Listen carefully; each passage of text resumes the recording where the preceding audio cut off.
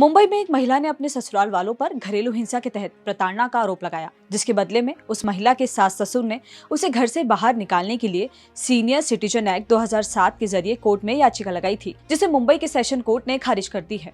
Court का कहना है कि घरेलू हिंसा जैसे मामलों में सीनियर सिटीजन एक्ट को हथियार नहीं बनाया जा सकता है। ऐसे में कई लोगों के मन में सवाल है कि सीनियर सिटीजन एक्ट का इस्तेमाल कब और कहाँ किया जा सकता है। आइए जानते हैं।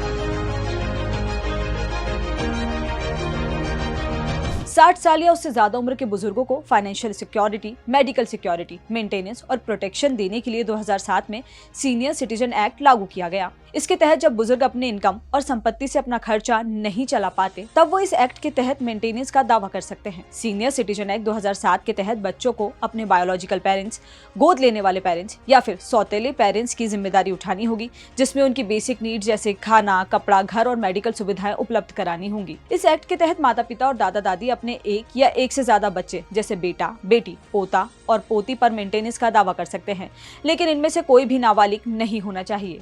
इसके अलावा अगर बुजुर्गों के बच्चे नहीं हैं, तो वो उन रिश्तेदारों या लोगों पर मेंटेनेंस का दावा कर सकते हैं जो उनकी संपत्ति का इस्तेमाल कर रहे हैं या संपत्ति के वारिस हो।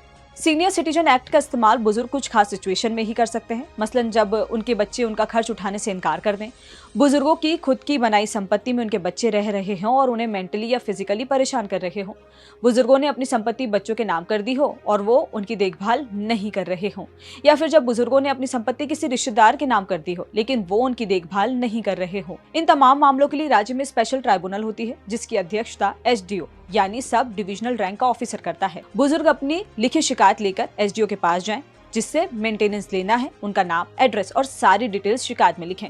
शिकायत सुनने के बाद एसडीओ बच्चों या रिश्तेदारों को एक नोटिस भेजकर बुलाएगा। सुनवाई और गवाही के बाद बच्चों या रिश्तेदारों को मेंटेनेंस का आदेश दिया जा सकता है, जिसके बाद ट्राइब्यूनल ये तय करता है कि बुजुर्गों को बतौर मेंटेनेंस कितना पैसा देना चाहिए।